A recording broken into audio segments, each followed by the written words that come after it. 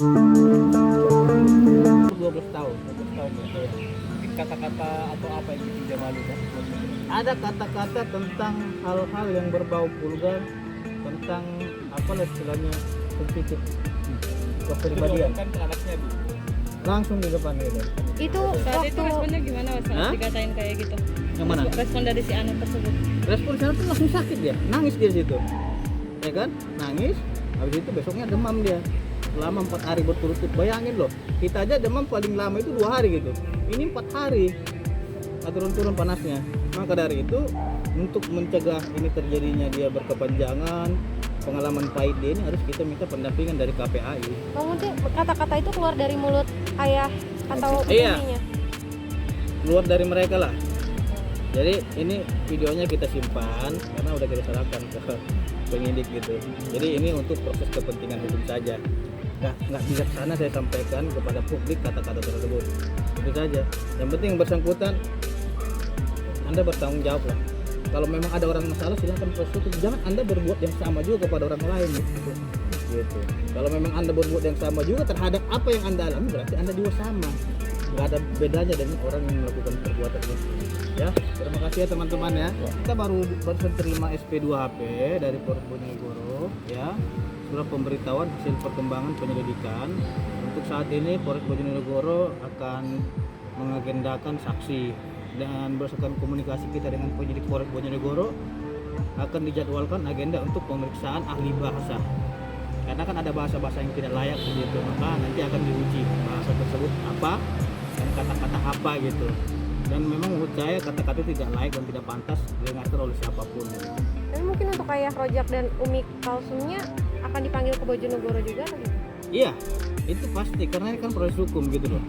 Maka dari itu kita tidak ada membuat laporan polisi lagi karena kita sudah serahkan kepada pihak kepolisian. Tentunya kita nggak boleh membuat laporan polisi dua gitu loh.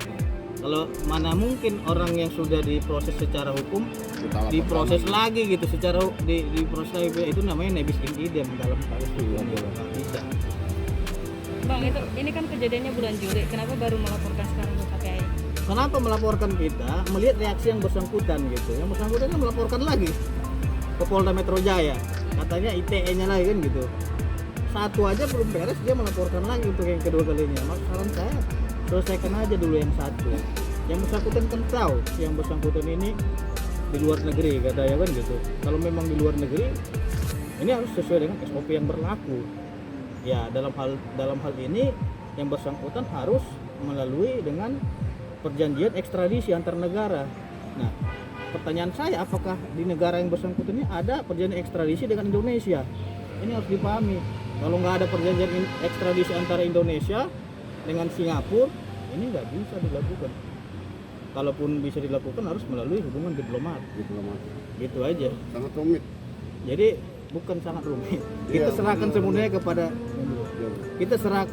kepada pihak kepolisian. Karena memang ini sudah diserahkan kepada pihak kepolisian, tentunya pihak kepolisian bekerja secara profesional dan sesuai dengan SOP. Tentunya kita sangat mengecam hal-hal di luar proses penyelidikan yang berlangsung karena ada aturan-aturan hukum dan mindset yang harus kita junjung tinggi sesuai dengan prosedur gitu. Ya, kalau udah kira apa? Kerjasama dengan KPI Kongres Pemuda Indonesia Jawa Timur melanjutkan pengaduan terhadap saudara Abdul Rojak. Nah, di sini kita akan melaporkan kembali sampai akar-akarnya, perlu sampai umbi-umbinya, ya.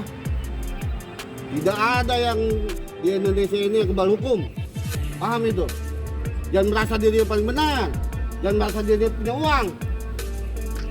Ingat itu.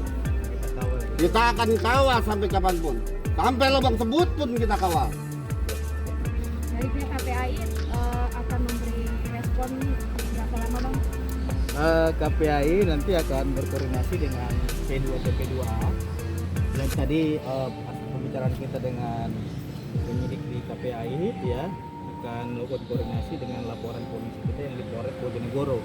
Tentunya saya minta tadi agar KPAI menyurati Polres Bojonegoro dan tadi KPAI akan mempertanyakan laporan polisi itu ke Polres Bojonegoro sejauh mana tindak lanjutnya. itu kita berharap proses ini agar dikawal oleh KPAI dan anak ini harus didampingi oleh KPAI agar tidak ada traumatik yang dialami oleh seorang anak ini.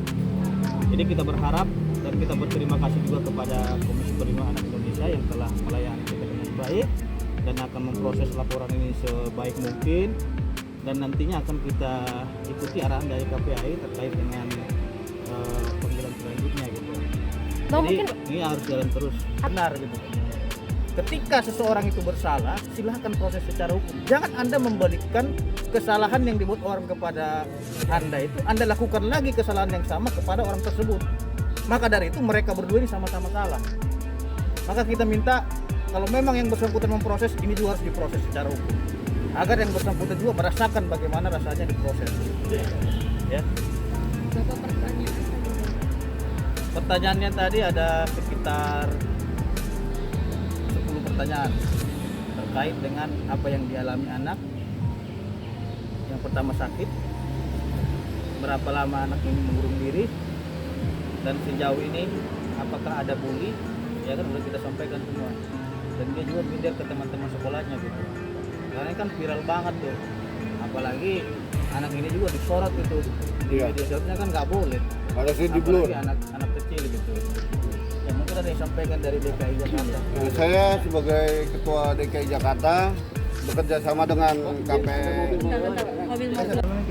Baik, teman-teman sekalian, hari ini kami dari Kongres Pemuda Indonesia yang menerima kuasa dari Pak Madi dan Ibu Suwarni selaku orang tua dari Kartika Damayanti membuat laporan pengaduan di Komisi Perlindungan Anak Indonesia terkait dengan kondisi anak, ya, dalam hal ini anak dari Ibu Kartika Damayanti, di mana terlapornya ini yaitu saudara AR dan UK yang datang pada bulan Juli 2021 ke Bojonegoro. Nah, kita memproses ini karena si adik ini, si Randy, ya, mengalami sakit dan dia memang mengalami trauma terhadap permasalahan yang kemarin di Bojonegoro. Maka dari itu hari ini telah resmi kita melaporkan yang bersangkutan ke Komisi Perlindungan Anak Indonesia, dan saya tadi sudah dimintai keterangan ya di KPAI.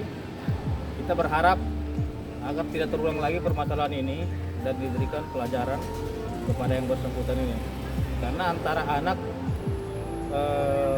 dengan permasalahan yang dialami oleh ATT ini tidak ada kaitannya dengan anak gitu.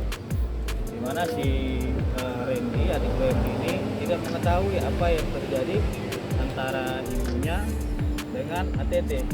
Jadi orang yang tidak ada kaitannya dilabrak seperti itu membuat suatu hal yang sangat merusak psikis daripada anak ini. Bentuk traumanya seperti apa? Yang pertama, si adik Randy, ya, anak daripada Ibu Kade, mengalami sakit selama 4 hari berturut-turut dan itu sudah dibawa ke dokter.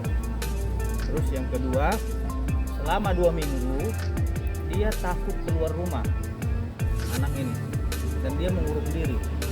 Karena apa? Karena yang bersangkutan malu, apalagi kepada teman-temannya gitu, dia malu gitu, keluar rumah, sehingga selama 2 minggu dia mengurung diri di rumahnya dan dia tidak mau untuk keluar karena menjaga rasa malunya tadi.